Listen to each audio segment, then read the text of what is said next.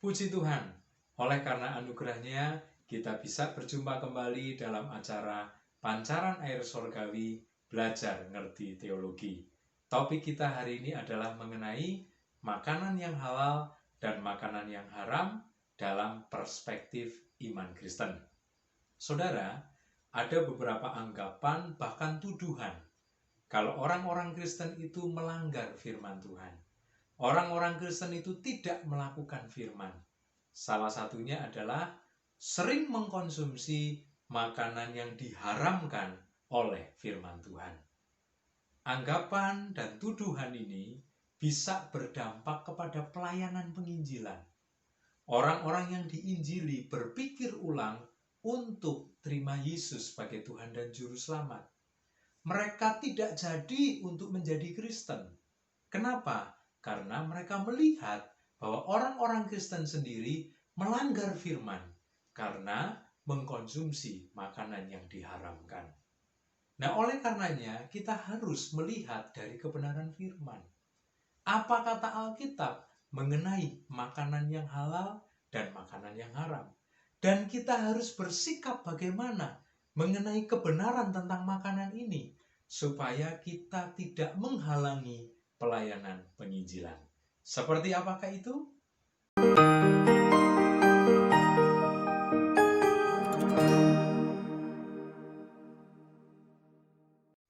Wahyu yang pertama mengenai makanan kita bisa dapatkan dalam kitab Kejadian pasal 1 ayat 29. Allah berfirman, Allah memberikan tumbuh-tumbuhan berbiji yang menghasilkan buah-buah yang berbiji untuk makanan manusia ciptaan Allah di Taman Eden. Wahyu mengenai makanan yang kedua kita bisa peroleh dalam kitab Kejadian pasal yang ke-9 ayat 3-4. Pasca air bah.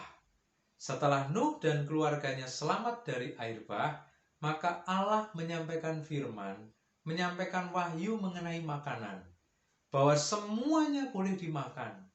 Tumbuh-tumbuhan, baik yang berbiji maupun yang tidak berbiji buahnya, semua boleh dimakan.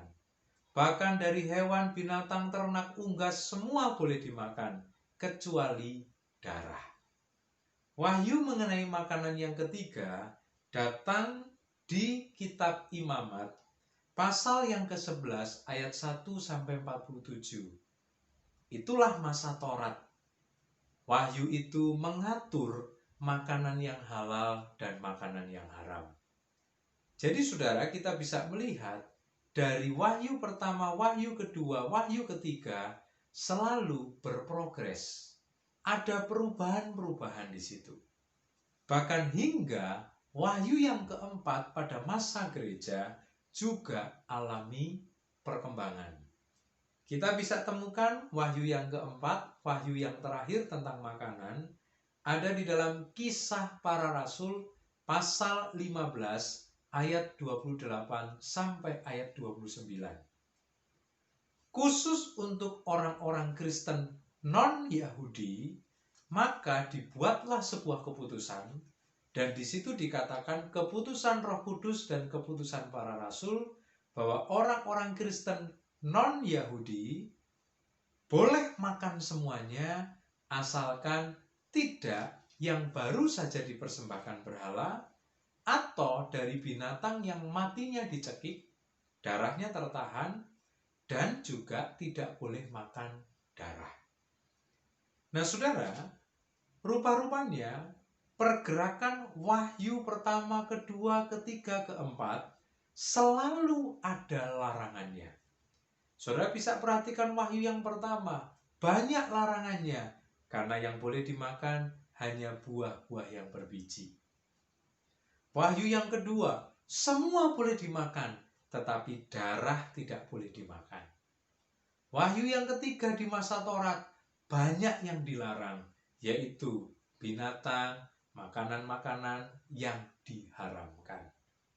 Masuk kepada wahyu yang keempat, tetap ada larangannya, yaitu yang bukan baru dipersembahkan berhala, dan juga bukan yang binatang matinya dicekik, dan juga darah.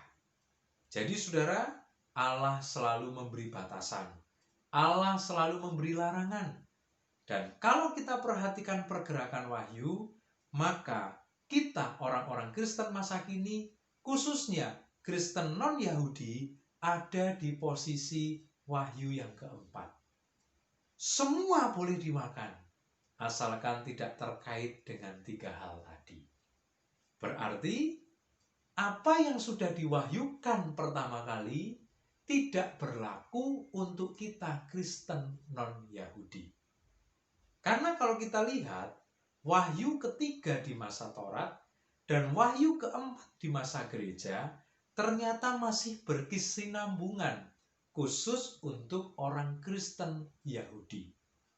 Jadi saudara, pada waktu itu, setelah peristiwa Pantekosta di Yerusalem, maka ada petobat-petobat baru, yaitu dari Kristen Yahudi dan Kristen non-Yahudi. Kristen Yahudi masih mengawetkan Taurat, karena aturan wahyu tentang makanan di masa Taurat belum berhenti. Masih dijalankan oleh Kristen Yahudi.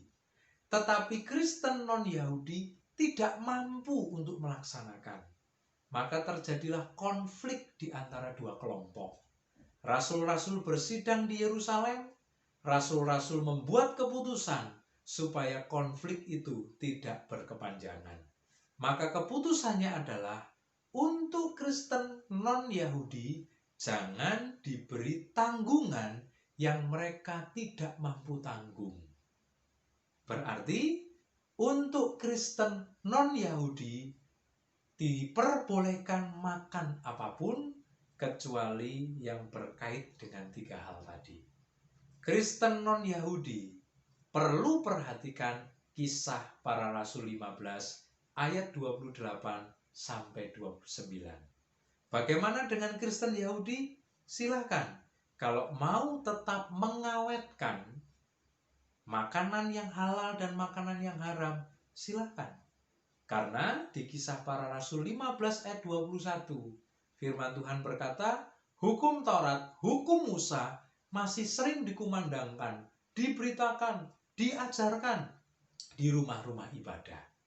Tetapi untuk Kristen non-Yahudi tidak lagi berkaitan dengan wahyu yang ketiga di masa Taurat. Namun saudara, ini yang perlu saya tegaskan, ini yang perlu saya tekankan.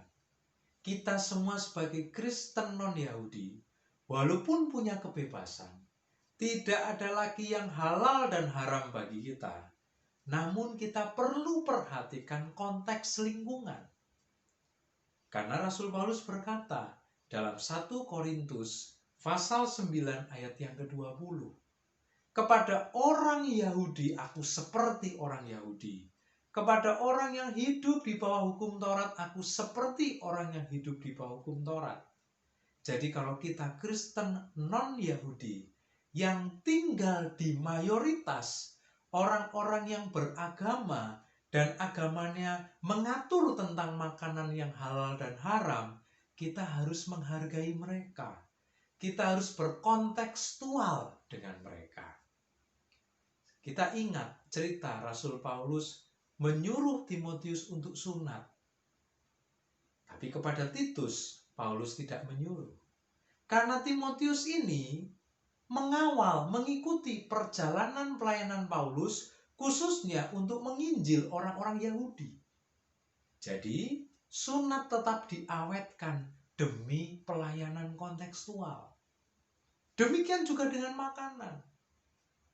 Untuk kita, saya dan saudara yang berada di mayoritas bukan Kristen, lebih baik kita berkontekstual.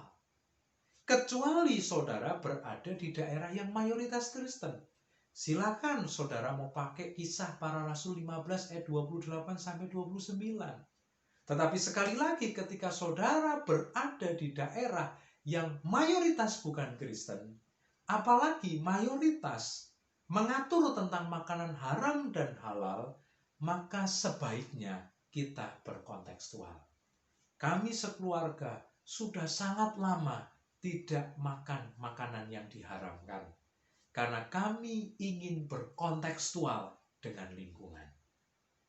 Dan yang berikutnya, yang perlu saya sampaikan, ini penting juga saudara, supaya kita semua menyadari, kita semua tahu nilai dari makanan yang halal dan haram itu. Kalau kita bisa mengendalikan diri, dan kita bisa memilih makanan yang halal, maka sesungguhnya kita adalah orang-orang yang disebut mampu mengendalikan hawa nafsu makanan. Orang-orang Kristen non-Yahudi di kitab Kisah Para Rasul adalah orang-orang yang tidak mampu mengendalikan nafsu makan. Mereka rakus, makanan apapun dimakan termasuk darah.